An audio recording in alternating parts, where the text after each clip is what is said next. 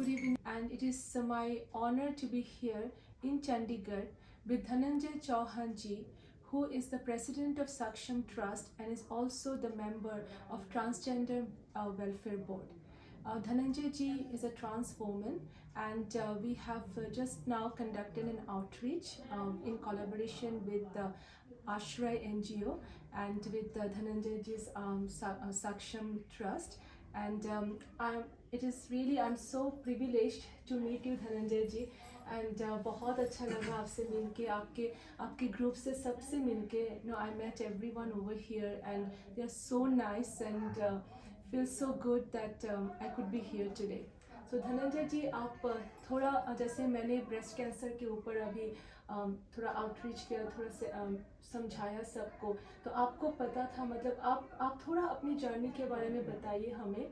और फिर आपको कितनी सुविधाएं भी विद द हेल्थ सिनारियो मिलती है, और क्या क्या स्टेजेस आपको जर्नी में आपको प्रोसेसिंग होता है आपका, मतलब साइकोलॉजिकली, फिजिकली, अगर आप शेयर करना चाहते हैं हमसे, ताकि ये जो आपके साथ मेरी इंटरव्यू है ये मैं सबके सामने वो प्रोड्यूस कर सकूं, ताकि आप सब ट्रांस कम्युनिटी में हर किसी को रिप्रेजेंट कर रहे हैं, ताकि हेल्थ केयर सिस्टम में हम एक चेंज ला सकते हैं, ताकि जो डॉक्टर्स, जो फिजिशियंस, जो ऑन्कोलॉजिस्ट आप देख रहे हैं ये इंटरव्यू, आप प्लीज़ उनके बारे में सोचिए. आप प्लीज़ फिजिशियन होके, जब कोई ट्रांस कम्युनिटी में ट्रांसजेंडर चेंजेस जब उनका चलता है, जब वो फिज़िकल एग्जामिनेशन के लिए आते हैं, उनके स्क्रीनिंग बहुत ज़रूरी होते हैं, लेकिन वो झिझकते हैं, उनका एक टैबू होता है, वो बोलना नहीं चाहते, क्योंकि रिसेप्टिव हमारी सोसाइटी इतना एक्सेप्ट नहीं करती है. लेकिन फिजिशियंस, डॉक्टर्स, अगर हम मतलब अगर डॉक्टर्स आगे बढ़ के आ सकते हैं तो हम वो चेंज ला सकते हैं, क्योंकि ज़रूरत है चेंज की.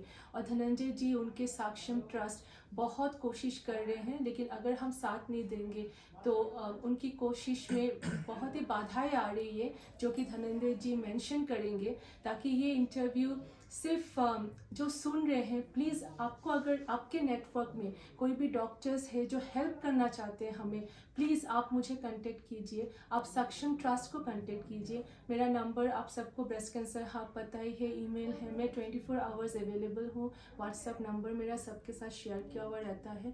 प्लीज़ आप रीच आउट कीजिए. अगर आप सक्षम ट्रस्ट के मेंबर्स को हेल्प करना चाहते हैं तो please we are always here, and एक साथ काम करने से हम वो चेंज ला सकते हैं. धनंजय जी, आप प्लीज़ थोड़ा हमें बताइए कैसे हम आगे ये जो हमारी आज मीटिंग है, ये मीटिंग इधर तक सीमित ना रहे, हम क्या कर सकते हैं ताकि हम आगे ले जा सकें.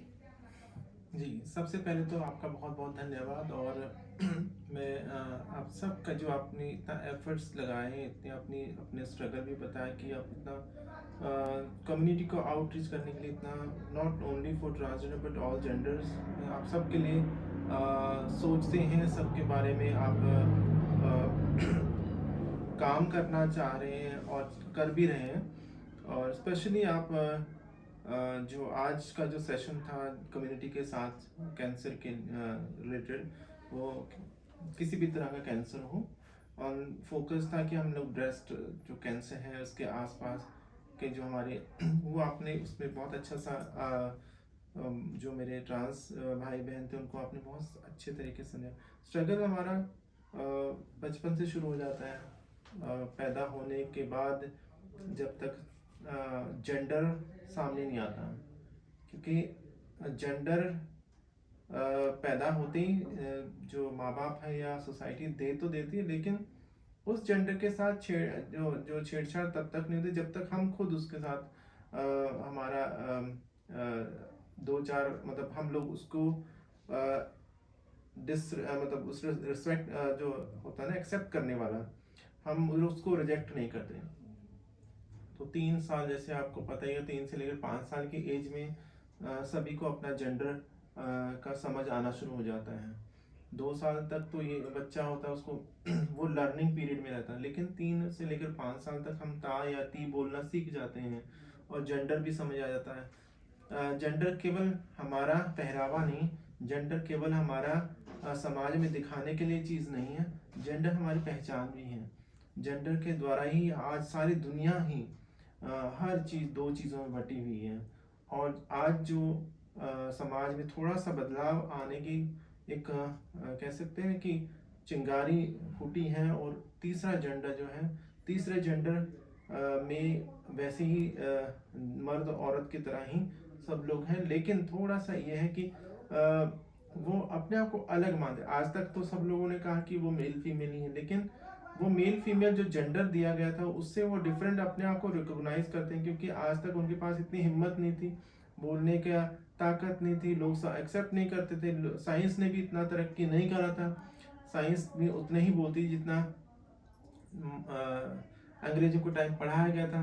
आपको पता ही है एमबीबीएस में इंडिया में किस तरह से जो लॉर्ड मैकाले की तरफ से जो एजुकेशन पॉलिसी बनी थी 19th सेंचुरी में, और वही आज तक पढ़ाई जा रही थी। अब धीरे धीरे जैसे कई जगह से मैंने सुना है, मद्रास हाई कोर्ट ने भी कहा कि एमबीबीएस की जो स्टडी है, पढ़ाई, उसमें LGBTIQ कम्युनिटी को भी जोड़ना होगा। सो ये सब चीज़ें अभी हो रहा है, अभी तो हुआ नहीं है। अभी हम एक रिसर्च प्रोसेस में हैं, और स्ट्रगल जो है वो जब अपने आप से लड़ना सबसे पहले, तो दुनिया के साथ साथ लड़ाई तो होती है हमारी समाज के साथ साथ। सबसे पहले तो खुद की लड़ाई रहती है, और खुद की लड़ाई भी ना भी कहें, क्योंकि बच्चे को तो नहीं पता होता। बच्चा एक नेचुरली स्वाभाविक गुण है, बाय जैसे नेचर उसको दिया है वो उस तरह से ग्रो करता है। जैसे एक पौधा है, पौधा घर में रखा है, वो बढ़ रहा है, ठीक है ना, और वो जब जब तक उसको बैरियर नहीं आता तब तक वो बढ़ता रहता है। लेकिन जैसे छत आ गई या कोई बैरियर आ गया, वहां से वो उसका टकराव शुरू हो गया, वहां से फिर या तो उसने अपने आप को मोड़ लिया, ठीक है, या तो फिर वो नीचे की तरफ आना शुरू, मतलब रेजिस्टेंस हर जगह से उसका तरफ से रुकावट आ जाती है। तो इसी तरह जेंडर का है, वो पौधा अपना रास्ता खुद बना लेता है, ठीक है। बेशक वो बाकी पौधों की तरह सीधा नहीं होता, टेढ़ा होता है, लेकिन है तो पौधा ही। और वो पौधा खुद तो टेढ़ा नहीं हुआ, उसको किसने टेढ़ा किया? वो दीवार आ गई, या छत आ गई, या कोई और बैरियर आ गया, उसके कारण वो टेढ़ा हो गया। इसी तरह बच्चा जब पैदा होता है वो अपने सही जेंडर से पैदा होता है, बिल्कुल करेक्ट, मेल फीमेल एंड तृतीय प्रकृति, थर्ड नेचर, ठीक है। उसके अंदर दोनों गुण हो सकते हैं, दोनों गुण बराबर हो सकते हैं, एक गुण ज्यादा हो सकते हैं, कम हो सकता है, वो उसी तरह आगे आता है। जब हम पैदा होते तो ये चिल्लाते हुए तो नहीं आते कि मैं लड़का पैदा हो गया हूँ, मैं लड़की पैदा हो गया हूँ। वो जो जेंडर दिया वो समाज दिया, और बाद में जब बैरियर आने शुरू हो जाते हैं उस जेंडर में, कि जो समाज ने मुझे जेंडर दिया वो जेंडर तो मेरा नहीं है, मैं उसमें फिट ही नहीं बैठ रही। मेरा बायोलॉजिकल सेक्स और साइकोलॉजिकल सेक्स जो है, साइकोलॉजिकल सेक्स बायोलॉजिकल सेक्स को एक्सेप्ट नहीं कर पा रहा है। तो जब मिसमैचिंग हो जाए, खुद की मिसमैचिंग है, और समाज उसमें फिर बैरियर लगाना शुरू कर दिया, नहीं तुम्हें वही करना जो हम बोल रहे हैं। तो ये सब चीज़ें जब टकराव शुरू हो जाते हैं, वो धीरे धीरे टकराव सॉफ्ट से हार्ड होते जाते हैं। बचपन में तो सॉफ्ट रहते हैं, 5-6 साल में आप बच्चे को मजाक में टाल दे, ठीक है लड़का बोला लड़की बोले कोई फर्क नहीं, हंसते हैं हम लोग। और जब 12-15 साल की एज होना शुरू हो जाए, तब तक आते आते हमारे साथ बहुत कुछ हो चुका होता है।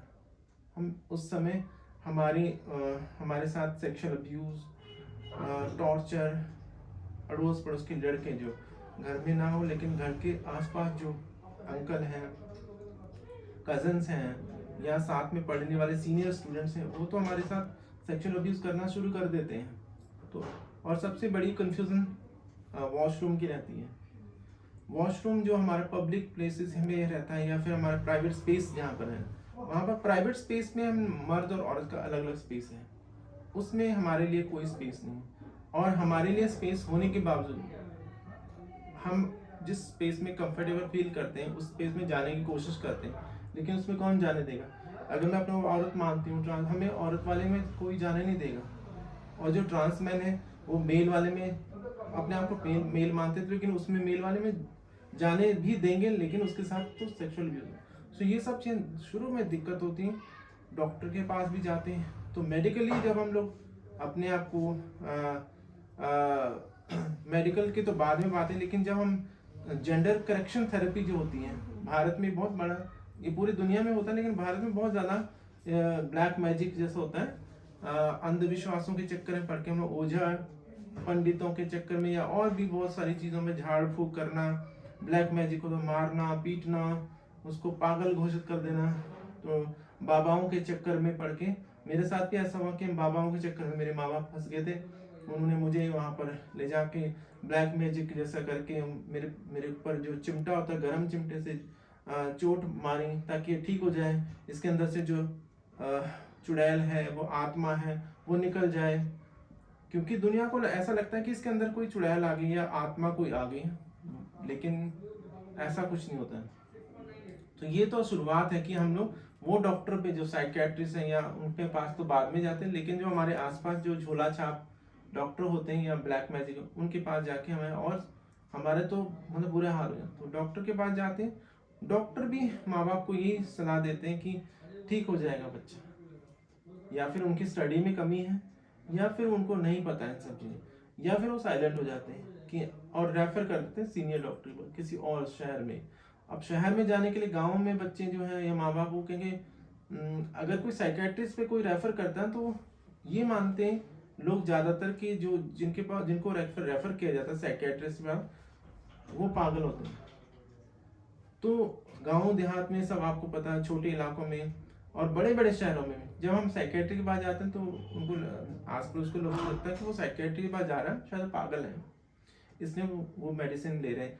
तो ये सब चीज़ें हमारे इंडिया में होता है। और सबसे बड़ा टैबू हमारे खुद के साथ है कि हमारे एग्जामिनेशन होगा, हमारी बॉडी को देखा जाएगा, हमारे कोई भी अगर मेरे सपोज मेरे कैंसर के ब्रेस्ट कैंसर है या बॉडी में किसी और पार्ट में है या अंडरवेयर के जो मेरे पीनस में या टेस्टिस में कैंसर हो गया या कुछ भी हो गया या कोई और प्रॉब्लम है STI है, तो वो जाता ही नहीं, क्योंकि मैं ड्रेसअप तो फीमेल करती हूँ और वहाँ जाऊँगी तो मेरा एग्जामिनेशन होगा और डॉक्टर भी जजमेंटल हो जाएगा ये।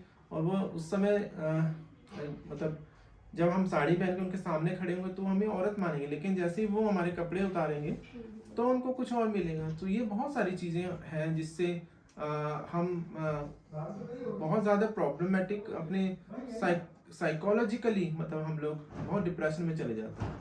खुद भी हम लोग 100 बार ही सोचते हैं कि हमें डॉक्टर के पास जाना है, एक बहुत बड़ा बोझ है कि जब हमारे पास वैसे सोसाइटी में जाना है तो जो दोनों साइड सड़क के दोनों साइड जो लोग खड़े हैं वो स्क्रीनिंग करते हैं। और स्क्रीनिंग मतलब वो देखते रहते हैं, घूरते रहते हैं कि लोग कौन जा रहे हैं, या कोई सीटी बजाता है, कोई ताली बजाता है, कोई छक्का बोलता है, कोई हिजड़ा बोलता है, कोई कुछ बोलता है। वो चलते चलते उन सब चीज़ें बातों को तो सुनते हुए जाना होता है, तो वो सुन लेते हैं। कोई क्यों हमारे बॉडी को टच थोड़ी कर रहा, मुँह से ही तो बोल रहे हैं। लेकिन जब आप डॉक्टर के पास जाते हैं वो सबसे बड़े पहाड़ होता है। जब हम बीमार होते हैं तो हम बीमारी से कम लड़ते हैं, हम ये सोचते हैं कि वो वहाँ पर मतलब वो लोग जो है वो हमारे को जज करेंगे, हमारी बॉडी के पार्ट देखेंगे, हमारी बहुत सारी चीज़ें हैं। और एक बार मेरे साथ ऐसा हुआ, तो मेरे एग्जामिनेशन हो रहा था तो मेरे आस पड़ोस के जो लोग थे वो मतलब मेरे घर के आसपास रहते थे, तो उसने वहाँ जाके बता दिया सबको कि ये तो लड़का है। तो ये सब चीज़ें हुई और इसके कारण से बहुत सारी दिक्कतें रहती हैं। मानसिक स्तर पे हम लोग बहुत लो रहते हैं। अदरवाइज तो हम लोग समाज में लड़ भी लेते हैं, सब कुछ हो जाता है। इसीलिए जो कैस्ट्रेशन है, लोग पैसा नहीं होता है, क्योंकि अगर पैसा नहीं तो फिर कैस्ट्रेशन के ऊपर जाते हैं लोग। कैस्ट्रेशन में 20, 25, 30 हज़ार में हो जाता है। लेकिन सर्जरी जो होती है SRS या जेंडर रीअसाइनमेंट सर्जरी जिसको बोल रहे हैं, और या फिर जेंडर कन्फर्मेटरी जो सर्जरी है वो, तो उसमें जाने के लिए पैसा बहुत चाहिए। और जब तक वो पैसा इकट्ठा होगा, जैसे ये तो वही बात हो कि माँ बाप अपने बच्चों के लिए शादी के लिए पैसा इकट्ठा करते हैं या एजुकेशन के लिए, और हम अपनी सर्जरी के लिए, और माँ बाप 10-20 साल लगा लेते हैं बच्चों के उस जब पैसा इकट्ठा करें। हमें भी उतना टाइम, तब तक हमारी ज़िंदगी का आधा हिस्सा तो निकल जाता है। इसलिए ज़्यादातर लोग अनहाइजीनिकली या झोला छाप डॉक्टर के पास बिना एनेस्थीसिया भी, तो ऐसा बहुत सारी जगह मैंने देखा है कि वो छोटे छोटे क्लिनिक्स हैं वहाँ चले जाते हैं, तो वहाँ पर जाकर वो सर्जरी करवा लेते हैं। और दिक्कत बहुत सारी लोगों की डेथ भी हो जाती है, ब्लड की कमी हो जाती है, खून बहुत बहता है। ये सब दिक्कतें आती हैं। और इन्हीं दिक्कतों के साथ साथ कोई साथ देने वाला नहीं होता। माँ बाप तो साथ देते नहीं हैं इन सब चीज़ों में, और ना ही भाई बहन या कोई यार दोस्त, कोई नहीं साथ देता। अकेला इंसान है।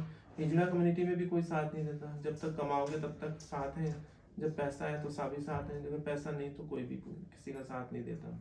तो वो ट्रांस जो पर्सन है, जो ट्रांस मैन ट्रांस वुमेन है, और दोनों के साथ उतनी दिक्कतें आती हैं। और इसके साथ साथ जब पेरेंट्स को ट्रांस मैन के साथ भी ये रहता है, लेस्बियन और ट्रांस मैन के साथ, कि उनको करेक्शन थेरेपी करवाते हैं कि हो सकता है उनके घर वालों को लगता है कि, या उनके यार दोस्त या कोई बोल दें कि ये अगर इनको लड़की पसंद है तो ये अभी तक मेल के साथ नहीं सोए हैं, इसलिए तो ऐसा भी जबरदस्ती भी करेक्शनल रेप करवाते हैं लोग। तो वो भी रहता है। कई लोगों के साथ मैंने सुना उनकी स्टोरी, उनके साथ करेक्शनल रेप हुआ है ट्रांस मैन के साथ या लेस्बियन के साथ। और ट्रांस वुमेन के साथ तो बचपन से ही ये सेक्शुअल अब्यूज उसके आस पड़ोस में बताया। ये सब दिक्कतें हैं, और इन्हीं कारणों से सारा ज़िंदगी हमारी इसी उधेड़-बुन में निकल जाती है कि कैसे ज़िंदगी हमारी कटेगी। रोजी रोटी का सवाल है, रोटी कपड़ा मकान, ना जॉब है ना एजुकेशन है। इन सब दिक्कतों के, और लोग सोचते हैं शायद हम शौक के मारे साड़ी पहनते हैं या शौक के मारे ये सर्जरी करवाते हैं। दिक्कतें इतनी होती हैं, लोग हमारे को आर्ग्यू करते हैं, लोग ऊपर से बात करते हैं कि तुम्हें किसने कहा था साड़ी पहनने की, जब इतनी सारी दिक्कतें हैं तो तुम्हें पता है होना चाहिए, मत पहनो, मत करवाओ सर्जरी। बट उनको या पता, या तो मैं तो समाज को ये कहूँगी अगर उनके टीबी हो जाती है, उनको कैंसर हो जाता है तो मत इलाज करवाओ। वो लोग भी ना, उनका नासूर हो जाता है तो मत इलाज कराओ। आपको इतना थोड़ा सा भी आप पागल हो जाते हो, आपको मानसिक तनाव होता है, मत कराओ इलाज। वो भी तो आपको कौन बोलता है डॉक्टर के पास जाओ। लेकिन हमारे साथ भी तो वही होता है। हम लोग मानसिक तौर पे ही अपने आप को औरत मानते हैं या पुरुष मानते हैं, और वो बहुत बड़ा एक रोल प्ले करता है, क्योंकि ब्रेन हमारा जो है वो सुप्रीम कमांडर है। ब्रेन हमारे लिए सॉफ्टवेयर है। हार्डवेयर जो हमारा शरीर से नीचे, जो गर्दन से नीचे, वो हार्डवेयर है। वो तो उसका कोई वैल्यू नहीं है। अगर एक्सीडेंट में हमारे हाथ कट जाता है, पैर कट जाता है, तो हम लोग जिंदा रहते हैं। पीनस कट जाता है तब भी जिंदा रहते हैं। लेकिन ब्रेन को हम लोग बचा के रखते हैं। ब्रेन पे हम लोग हेलमेट पहनते हैं, सब कुछ पता है, हर चीज में हम लोग ब्रेन का रहते हैं। ब्रेन डेड नहीं होना चाहिए, ब्रेन काम करना चाहिए। तब शरीर का हर हिस्सा कट भी जाए तब भी इंसान, हाथ पैर भी कटे तब भी जिंदा रहता है। लेकिन ब्रेन अगर डेड हो जाए तो इंसान मर जाता है। तो मैं बस यही कहूँगी कि इतनी सारी दिक्कतों के बाद भी हम लोग लड़ते रहते हैं। अगर आम इंसान को मैं बात करूं कि थोड़ा सा माँ बाप ने तू ता लड़ाई झगड़ा हो जाता है, बच्चा सुसाइड कर लेता है, घर से भाग जाते हैं। प्रॉपर्टी के लिए इतनी लड़ाई होती है समाज में, सारी दुनिया के लिए लड़ाई हो रही है, एटम बम बना रहे हैं लोग, दुनिया लड़ रही है, मर रही है सिर्फ ईगो के लिए। और हम लोग एक साइलेंटली पत्थर के नीचे से दीमक होती ना, अपना काम कर रही, अपना खाना। हम लोग जो ट्रांस वुमेन है, हम लोग साइलेंटली अपना सिर्फ जेंडर के कारण फंसे हुए।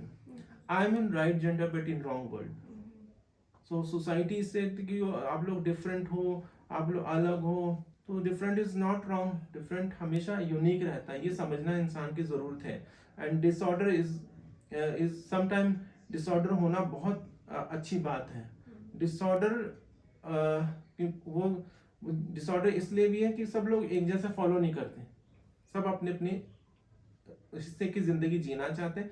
And it is universal fundamental rights है, सिर्फ भारतीय फंडामेंटल राइट्स नहीं, यूनिवर्सल फंडामेंटल राइट्स है कि सबको जीने का अधिकार है, वो अपनी तरह का। ये यूनिवर्सल फंडामेंटल है सारी दुनिया में, चाहे मैं इंग्लैंड में रहूं, चाहे मैं अमेरिका में रहूं, चाहे मैं यूरोप के किसी भाग में रहूं, या मैं भारत में रहूं, मेरे जीने का अधिकार तो कोई नहीं छीन सकता है। तो हर इंसान का, धरती सबके लिए बराबर है, किसी के कोई खरीद के तो लाया नहीं। हमने इसको, इन देशों को बांट दिया है, जमीनें बांट दी, लेकिन सबको परमात्मा ने, ईश्वर ने, प्रकृति ने, जो भी जिसको जो मानता है, इस धरती पे सबको बराबर का हिस्सा। और सिर्फ इंसान का हिस्सा नहीं, इसमें जीव का, हर जीव, पौधों का, हर का हिस्सा है। तो इसमें हम लोग यही कर सकते हैं कि समाज को बहुत बड़ा खेल रचने की जरूरत नहीं, समाज को कुछ बहुत बड़ा काम करने की जरूरत नहीं है। सिर्फ एक्सेप्टेंस, इतना बड़ी चीज़ आपको मैं दुनिया को ये नहीं कहूँगी कि आप ये करो वो करो, ये ऑर्गेनाइज करो, फलाना ऑर्गेनाइज करो। एक्सेप्टेंस बहुत ज़्यादा ज़रूरी है। अगर if you accept, people will come out अपनी आइडेंटिटी के साथ, डॉक्टर के पास भी जाएंगे, सबके पास जाएंगे, हर चीज़ करेंगे, नौकरी भी करेंगे, पढ़ाई भी करेंगे। अगर एक्सेप्टेंस नहीं है तो सब कुछ खत्म है। नहीं, thank you so much Dhananjay ji. और हम लोग तो हैं आपके साथ ना, तो थैंक यू सर। मैं पूरी कोशिश करूँगी आपने जो बताया ना, तो ताकि जहाँ भी मैं अभी डॉक्टर्स फोरम के पास जा रही हूँ ना, जहाँ भी मैं जाऊँगी उनको रिक्वेस्ट करूँगी कि ये पर्सपेक्टिव आपका इंटरव्यू देखें, ताकि उनको भी समझ में आए कि आप मानसिक मतलब जैसे माइंड पे कितना मतलब इमोशनल टर्मोइल, एक साइकोलॉजिकल इमोशनल टर्मोइल, फिजिकल तो बाद में आती है। फिर जो आपने बताया, ताकि अगर डॉक्टर्स भी एक्सेप्ट करते, समाज एक्सेप्ट करते, तो बिल्कुल देखो, पढ़ाई तो एक्सेप्टेंस सबसे जरूरी। और हार्मोन्स भी तो ना, कितने सारे, कितनों मतलब बहुतों को तो पता भी नहीं है कि इतने सारे हार्मोन्स लेना होता है। उसके कारण जैसे ट्रांस वोमेन, हमारे जैसे मेल ब्रेस्ट कैंसर होता है 1 out of 833, लेकिन ट्रांस वोमेन जबकि इतना हार्मोन्स ट्रांजिशन में लेना पड़ता है, तो देखा गया है कि ट्रांस वोमेन में comparatively to male breast cancer scenario ज़्यादा ब्रेस्ट कैंसर की प्रतिशत हो रही है because of all the hormonal changes. तो इसके लिए मैं हमेशा बोलती हूँ कि स्क्रीनिंग बहुत इंपॉर्टेंट है, लेकिन स्क्रीनिंग के समय जब डॉक्टर मतलब फिजिशियन के पास जाएंगे, उस time acceptance from the physician, ताकि वो दूसरे नज़र से ना देखे, because unique in a very nice way. तो वही एक्सेप्टेंस होनी चाहिए ना, क्योंकि इतना पवित्र यूनिकनेस है ये। तो इसी के साथ बिल्कुल, मैं बस ये कहूँगी कि देखो, पढ़ाई तो सबने किया, मैंने भी पढ़ाई की, मैंने AA किया, मैंने BA ऑनर्स किया हिस्ट्री में, डिप्लोमा फ्रेंच में लैंग्वेज में, रशियन लैंग्वेज में, कंप्यूटर साइंस में, master in social work, master in human rights हैं। अभी मैं छोटी मोटी जॉब भी कर रही हूँ पंजाब यूनिवर्सिटी में ही, एक रिसर्च प्रोजेक्ट है, एंड साथ साथ में PhD की भी चल रही मेरी। तो ये सब चीज़ें जो हैं वो किसी से कम नहीं है। आप सोचिए, इतना सारा दिक्कतें होने के बावजूद, इतना प्रेशर होने पर, मेंटल डिप्रेशन या मेंटल जो प्रेशर है, उन सब होने के बावजूद हम लोग इतना अच्छा कर रहे हैं परफॉर्मेंस दे। अगर आप सोचिए ये सब डिप्रेशन ना होता और ये सब चीज़ें बैरियर्स ना होते, समाज में इतना सारा, हम लोगों के पास घर नहीं रहने को, हम लोग कोई कमरा किराए पे नहीं देता है, छोटी मोटी चीज़ें हैं, जॉब नहीं देता है, पढ़ाई के लिए सिस्टम नहीं कोई भी, अगर कोई सिलेबस में कोई बदलाव लाना चाहता है या शेड्यूल में ऐसा कुछ भारत में है तो वो भी नहीं हो पा रहा ढंग से। तो ये सब चीज़ें एक्सेप्टेंस के, क्योंकि सोसाइटी में इतना एक्सेप्टेंस नहीं है, वो कह रहे मर्द औरत के बिना अलावा कोई और होता नहीं, अगर होता भी है तो वो भीख मांगने वाले या उन्हीं सेक्स वर्कर, यही उनको समझा जाता है और उनका कोई वजूद नहीं है। तो ये जो चीज़ें हैं हम लोगों ने उतना ही उससे ज़्यादा करके दिखाया। बाकी आप सोचिए कि हम बिना किसी हेल्प के आज हम वहाँ तक पहुँचे जो आम इंसान ग्रेजुएशन +2 करने के बाद ख़त्म हो जाता। हमने तो सब कुछ किया, लेकिन फिर भी जॉब नहीं है, और जॉब ना होने करके घर भी हम आप देख रहे हैं कि किस तरह से हम एक ही कमरे में गुजारा करते हैं, 2-2 3-3 लोग, और स्लम एरिया है ये पूरा। यहाँ पर कभी लाइट नहीं होती है, कभी होती है, पानी यहाँ पर पीने का सही नहीं है, सो हम लोग फ़िल्टर लगा के रखते हैं ताकि पानी हमारे को सही मिले। यहाँ पर कई लोगों को ये अपना डायरिया हो जाता है, कभी कभी कुछ होता है, सो बीमारियां भी, सो इसमें समाज ने के कारण ही सब हो रहा है। और thank you, so nice of you, आपने इतना अच्छा ऑर्गेनाइज किया सब चीज़ें, एंड मैं आपका बहुत दिल से धन्यवाद करती हूँ। थैंक यू सो मच हमें समय देने के लिए। और मैं अनुभा को स्पेशली थैंक यू बोलना चाहती हूँ, क्योंकि अनुभा गुप्ता नहीं होती तो मुझे इंट्रोडक्शन धनंजय जी से नहीं होता। मैं ऑफकोर्स शैन बख्शी और आश्रय NGO को भी थैंक यू बोलना चाहती हूँ, और ऑफकोर्स सक्षम ट्रस्ट, आप सबको आज जिन से मैं मिली हूँ मुझे इतना अच्छा लगा। तो मैं वापस आने की अभी मेरी तैयारी, मतलब अभी से मेरे को, I am excited to come back to Chandigarh and to penetrate and work for few days with you, ताकि कुछ इम्पैक्ट एंड जो भी हो सके, तो and this relationship continues. Thank you so much Dhananjay ji, thank you.